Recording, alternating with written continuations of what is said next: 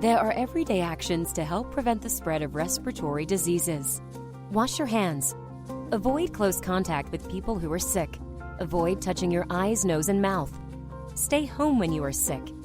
Cover your cough or sneeze. Clean and disinfect frequently touched objects with household cleaning spray. For more information, visit cdc.gov/COVID-19. Furnished by the National Association of Broadcasters and this podcast. This is the Eye on Annapolis Daily News Brief, keeping you informed about the happenings in Annapolis and the area. Local news, local sports, local events, local opinion, and of course, local weather. The Eye on Annapolis Daily News Brief starts now. Good morning. It's Thursday, March 26th, 2020. This is John Frenaye, and this is your Eye on Annapolis Daily News Brief. Hey, just a reminder, Comcast is really doing some great things for the community, which may be a surprise to some people, but they're offering free internet essentials to low-income residents for up to 2 months to make sure that everybody can stay connected to the internet as we go through this whole coronavirus pandemic.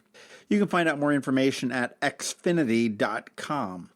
Also, what they have done is they have opened up Wi-Fis across the nation for free for everybody. Now, if you will notice, you'll see anytime you go someplace, you'll see an Xfinity Wi-Fi. What they do is for most of their customers, they take a little bit of their bandwidth and push it out into the street so people could tap into it. Typically, that's only for their customers. Now it is open for anybody. You want to know where it's strongest? You can go to xfinity.com/Wi-Fi and find out where that is. For people that are customers, they are pausing the data plan. If you do have a data plan, they are now going to unlimited data, and they are also doing no disconnects or late fees, but that was sort of mandated by Governor Larry Hogan several weeks ago. Just a little bit of an update. We had a post pinned to the top of eyeonannapolis.net with some resources about stores and businesses that were open and everything else. And it was just getting too cumbersome. There's an awful lot of information out there on the internet about different changes in hours and offerings and everything else for the different stores. And we felt it was getting a little bit too noisy. We've created a new post that is pinned to the top of the page, and it's called a concise listing of COVID-19 resources and links. And what we've done is we really simplified it. We dropped it down into several different categories. One is on the COVID-19 virus, what the state of Maryland is doing, what the county of Anne Arundel is doing, what the city of Annapolis is doing,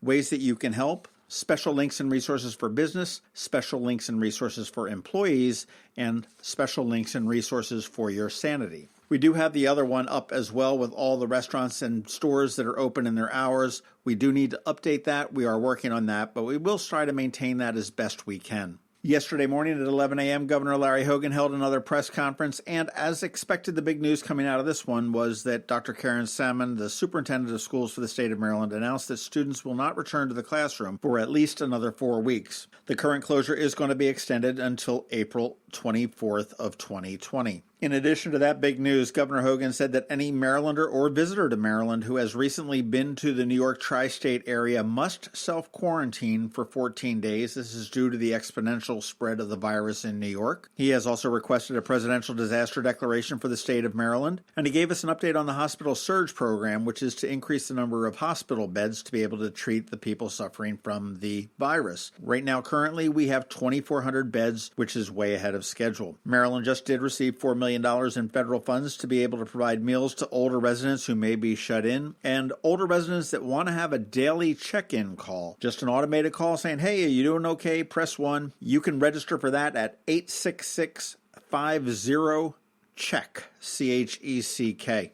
Really a great service. You do need to opt into it. If you have an older loved one or you're a senior citizen, I highly recommend you do that. Good news for Annapolis Mayor Buckley. The other day he said that he was exposed to a person who had been tested for the COVID-19 virus. Well, that person's test came back negative, and Mayor Buckley had been self-quarantining himself at home, but now he can resume in-person duties. Buckley did conduct city business from his home over the 3 days while he was waiting the test results. He never had any symptoms, and he was not tested himself. He will resume some public appearances, but will continue to maintain the social distancing that is recommended by the CDC. Maryland Comptroller and gubernatorial candidate Peter Francot is calling on financial institutions as well as small and large businesses to work with businesses and individual customers to find solutions during this time when the pandemic is wreaking havoc on the finances. He's encouraging businesses and individuals to immediately reach out to creditors or suppliers to request payment deferrals, manageable payment options, and other assistance with credit, mortgages, home equity loans, lease payments, utility payments, etc. Kathleen Murphy, who is the CEO of the Maryland Bankers Association, agreed, and she said that banks across Maryland have been proactively reaching out to their customers. And the comptroller said in a statement, "I have spoken directly with many small business owners over the past couple of weeks, and in the absence of extraordinary action, many may go under as a result of this economic devastation created by the coronavirus pandemic."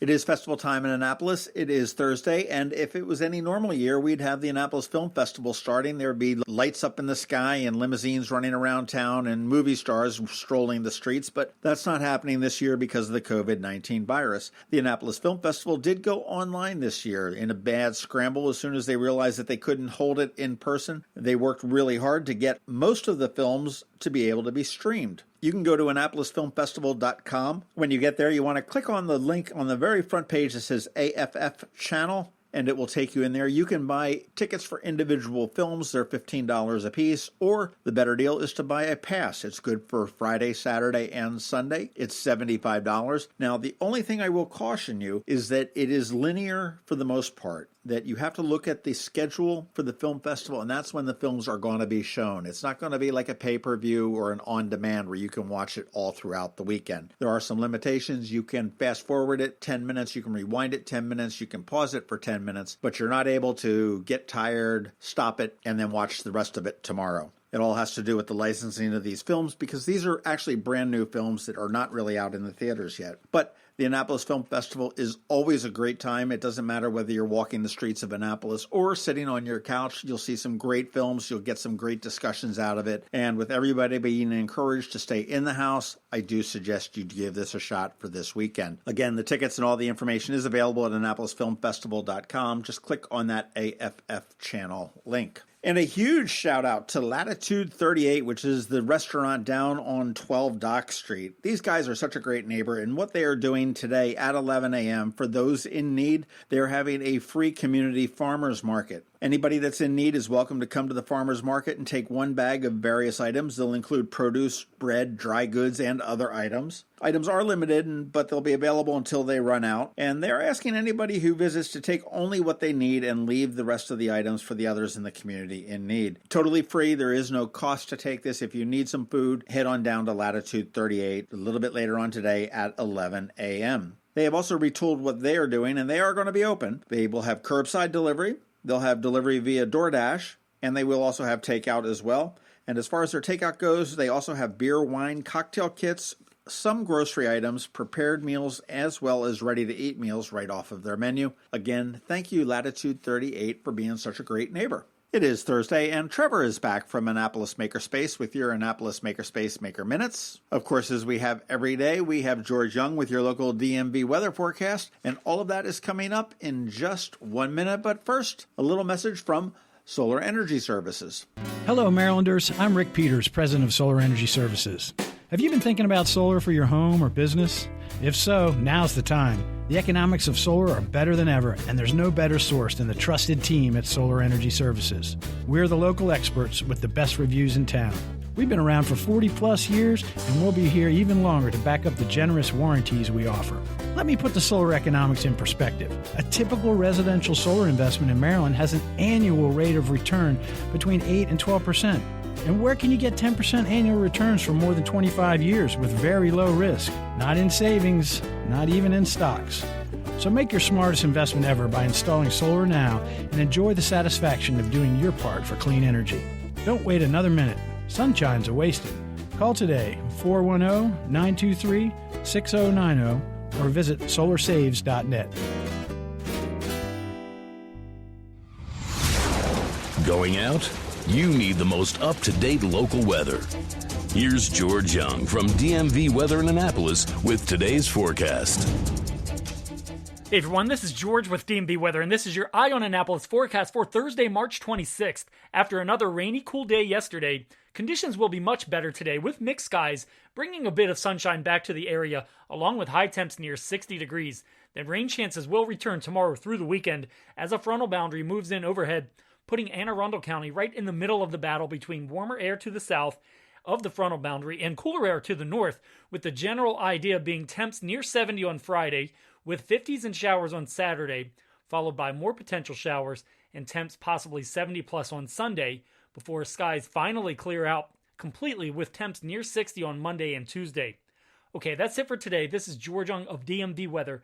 Make it a great day out there. Stay safe, and be sure to get our app on all of your devices by searching DCMDVA Weather in the Apple or Google App Store, and also follow us on Facebook and Twitter and on our website at dmvweather.com so you can always stay weather informed. Hi, this is Brian Griffiths, the founder of Maryland Podcast Month. Maryland Podcast Month was founded in 2018 to draw attention to all of the great podcasts and podcasters here in Maryland. And during this time of social distancing, there is no better time to start learning more about locally produced podcasts. Shows like my podcast, Red Maryland Radio, Eye on Annapolis, the Conduit Street Podcast, JB's Drive-In Podcast, the Maryland Crabs, Quality Time, the Society Fringe Players, and more are still putting out fresh content. Visit MarylandPodcastMonth.com to learn more about these great Maryland podcasts. That's MarylandPodcastMonth.com. And we thank you for your support of local content. Every week, makers, crafters, and educators hold events all over the area. Highlighting some of those, here's our Makers Minute, brought to you by Annapolis Makerspace. Hi, this is Trevor from Annapolis Makerspace with this week's Maker Minutes. I tend to highlight STEM and STEAM-related activities, but with everyone cooped up, we're all looking for things to do. I can't highlight everything, but I'd like to give a shout out to some of the great resources for finding activities, virtual or otherwise, that have helped me find fun things to highlight here, or are just great resources for learning. In no particular order, check out visitmaryland.org, meetup.com. The Anne Arundel County Public Library System does a lot of great stuff. Check them out at aacpl.net. Visit Annapolis.org, Chesapeake Family Life at chesapeakefamily.com, downtownannapolis.org, aacounty.org news and events, What's Up Media events, and the Annapolis.gov calendar. And of course, eyeonannapolis.net. This weekend, the Annapolis Film Festival goes virtual. Obviously, with theaters closed and gatherings banned, Annapolis Film Festival had to think quick or cancel completely. Well, they managed to figure out how to get everything online with the Annapolis Film Festival channel. Available now with films in both a linear format, where films play in their original time slots, as well as a VOD or video on demand mode, where you can watch any of the films at any time during the weekend. Head over to AnnapolisFilmFestival.com/AFF channel for more information. Big shout out to our friends over at Third Eye Comics and Games. If you're looking for great things to read or games to play while you're locked in, they're offering free curbside pickup as well as home delivery. So check out thirdeyecomics.com or hit their Facebook page for more information. Over at Art Farm, even though all the workshops and classes have been canceled recently, registration is open for their summer art camps. For a $100 down payment, you can reserve a spot for your kids in these great art camps and help Art Farm weather the economic downturn for them. Camps include drawing, crafting, musical play production, mixed media, street art, graphic design, photography, and more. At the Anne Arundel County Public Library System, all the libraries are closed for now, but it looks like they might be doing some virtual story times according to the Chesapeake Family Fun Calendar. Also tomorrow, they're having a great movies online discussion. And be sure to keep up on all of their other events on their Facebook page and website. At the Pongos Learning Lab and Coder Kids Club, check out their Facebook feed and their website for fun things to check out online. Recently, they posted an article titled STEM Things to Do While the Kids Are at Home, and they have a pretty cool series called Toys We Tried, highlighting some of the educational toys and robots they've worked with. Also get a free week access to the Pongos' new online courses with the free week discount code. Elements of their popular How to Make Slime, Stop Motion Animation, and YouTube Stars programs are already online, and there are more to follow. And at Annapolis Makerspace, we're closed to the public until further notice, and we encourage our members to stay home, but they can still access the shop to help with maintenance and improvements, as well as any initiatives that help our healthcare workers, such as making face masks and shields that are desperately needed.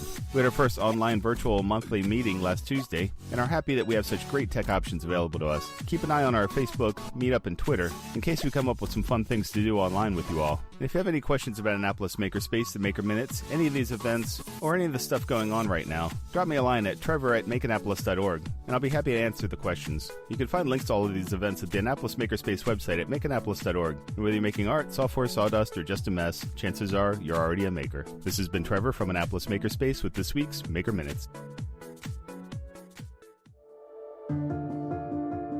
Whether it's a fire, a hurricane, or a virus, Annapolis comes together.